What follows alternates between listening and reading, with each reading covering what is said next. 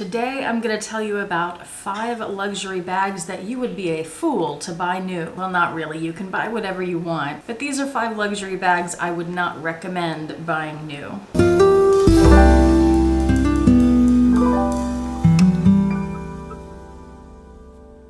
Hi YouTube, Autumn Beckman here. Welcome to my channel, or welcome back to my channel. My channel is all about luxury on a budget, from high-end luxury handbags like we're talking about today to the everyday luxuries of life. If that sounds interesting to you, please make sure you subscribe, click the bell notification icon to be notified when I post new videos, and be sure to like the videos that you enjoy. Today I have a collaboration with my friend Jill Maurer. Many of you who watch my channel regularly already know who Jill is, but if you are new or somehow you've just missed out, please make sure you check out Jill's channel below. I will link her video that goes along with this one. She's talking about 5 other luxury bags that she recommends not buying new, and Jill is an award-winning fine jewelry designer. I just had to pause the video and restart because I had to put on the jewelry that I have from Jill. This is the Taurus necklace and the Brahma earrings, and I will have these linked below. I also have a discount code below if you feel inclined to purchase something. I wear these all the time. Why didn't I think to put them on before I started this video? I don't know. Anyway, beautiful pieces, and I have more on my wish list. So today we are talking about 5 luxury bags that we recommend not buying new. And this was Jill's idea, so thank you, Jill, for inviting me to the collaboration. The first bag on my list is the Louis Vuitton Speedy. There are 2 main reasons I do not recommend buying this bag new. One is price. This bag is so popular and the market is so saturated with Speedies. You'll never not be able to find one on the pre-loved market. And they don't hold their value in the same way that some other bags that are maybe a little more rare. The prices aren't usually that far from retail, but you can save a few $100s by buying them pre-loved. And if you're willing to go vintage, if you like a darker patina, then you can find Speedies for a couple $100s. It's pretty amazing. It's probably the easiest Louis Vuitton bag to get and one of the least expensive if you go the vintage route. The second reason I would recommend buying a Speedy pre-loved and not new is because the quality has changed over the years. So if you get an older bag, I don't know exactly when the canvas started changing, but let's say maybe 10 years ago and older, the canvas is going to feel a little thicker, a little stiffer. It's going to feel a little better quality. Today's Speedies, the canvas feels thinner, a little more pliable. Some people have said that they feel like it could be damaged more easily. So those are the big reasons that I would recommend buying the Speedy pre-loved rather than new. Bag number 2 on my list, it's actually 2 bags, but I'm going to talk about one of them more than the other. The Chanel Classic Flap and the Chanel Reissue. The big reason for this is that they don't hold their retail value. So you could go in and pay upwards of $5,000–6,000 retail, or I know more about the Reissue because I've been looking at it for a few months now. The Classic Flap holds its value better than the Reissue. The Reissue you can pay upwards of $5,000 or $6,000, like I said, but on the pre-loved market you can find it around $2,000. Now the ones I've seen in that price range, they're still in good condition because it's a well-made bag, but they are older bags, which doesn't bother me at all. I love a good vintage bag, but you can get a much better value for your dollar by buying that bag, either of those bags, on the pre-loved market rather than buying it brand new retail. And I'm not as familiar with Chanel as I am with Louis Vuitton, but I have heard people who are more familiar with Chanel say that the quality has gone down some too. So basically the same reasons that you'd want to buy a Speedy pre-loved, you'd want to buy a Classic Flap or a Reissue pre-loved. Bag number 3 that I recommend buying pre-loved rather than brand new is really more of a category of bags. There's been a trend in the last few years for some of the big brands like Louis Vuitton and Gucci to re-release some of their vintage bags or to make new bags that look like they're vintage.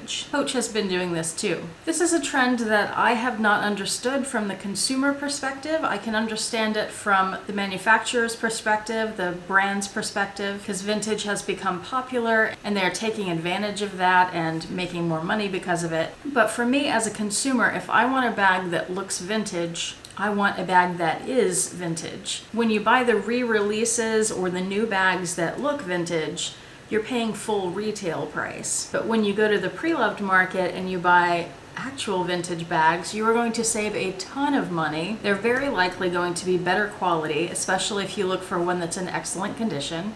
And there are plenty of those out there. And it has more of a story behind it. Even if you don't know what that story is, it has more character being a truly vintage bag. Bag number 4 that I recommend buying pre-loved rather than brand new is another category of bags. And these are bags that have known problems or defects. For example, the Pochette Matisse with its glazing problems, the Artsy with some of its glazing problems. Now this group of bags you could actually argue both ways. Somebody could say, well, it's really better to buy those brand new because if something goes wrong, you have the warranty. There's not an official warranty, but they have your purchase on file, and maybe they'd be more likely to take care of the damage on the bag, to repair it or replace it. But from what I have heard, many of these bags with known defects, they're not repairing anymore. They're just taking the bag back and saying, okay, pick something else. And don't pick the same bag, because if you have those defects with your new bag, we won't take care of them because you're already aware of the defect problem. Well, if that's a bag that you really want, that doesn't solve your problem because you don't end up with the bag you want. But if you go to the pre-loved market, I feel like chances are pretty good that you could find the bag. And let's just go with the Pochette Matisse here. Not all of them have that problem. So if you find a pre-loved Pochette Matisse that you want and it's in excellent condition, somebody's already been using it, then you're more likely to have ended up with a Pochette Matisse that doesn't have that problem. Now that's not to say it would never develop, but it might be more likely that it won't develop in this bag if it hasn't already. Make sense? Plus, there are many bags that have been redesigned, and if you want the older version, you have to go to the pre-loved market because they're not sold anymore. For example, if I wanted a Pochette Matisse, I know there are 3 different versions of it so far, and my favorite is the very first one, so that's what I would look for. And bag number 5 that I would recommend buying pre-loved rather than brand new is one that I've had my eye on for about a year now and still haven't pulled the trigger on, but I'm thinking about it again. It is the Givenchy Antigona. Last year I wanted this in the box leather, the really smooth, shiny leather with silver hardware in the small size. And I still want a black one with silver hardware, but now I'm wondering if maybe I want the medium size, maybe I want more of a croc print. I'm not sure yet. But enough about me. The reason you'd want to buy this pre-loved, and the reason I plan to buy one maybe sometime eventually pre-loved, is number 1, the price difference again. It doesn't hold its retail value. I think they start around $2,500 or so, and most you see on the pre-loved market are about $1,000 less than that. Still an expensive bag to be sure, but I don't want to buy a $2,500 bag, find out it doesn't work for me, and then automatically lose $1,000 trying to sell it. Also, the Antigona has been released in so many different colors and textures and patterns, all kinds of fun stuff. There's some with studs, some with chains, some with snakes on them. But if you buy brand new, your selection is very limited. If you go to the pre-loved market, then you have everything available to you. If there's something particular you want, you might have to search for it for a little while and be patient, but you should be able to find it. What do you think about my 5 choices? What bags would you never buy brand new, only pre-loved? Please leave that information in the comment section so we can all share and learn from each other. Also, please make sure you go to my description box and click on Jill Maurer's video so that you can go check out her 5 selections and check out some of her other videos if you haven't already. Last year, by the way, she's incredible. Last year she did a video every single day for the entire year of 2019. It's amazing. So there's a lot there for you. And especially if you're interested in jewelry and handbags, those are the 2 main things that she talks about. I learned so much from her about jewelry. Thanks again to Jill for inviting me to be part of this collaboration, and I hope you all have a fantastic day. Bye.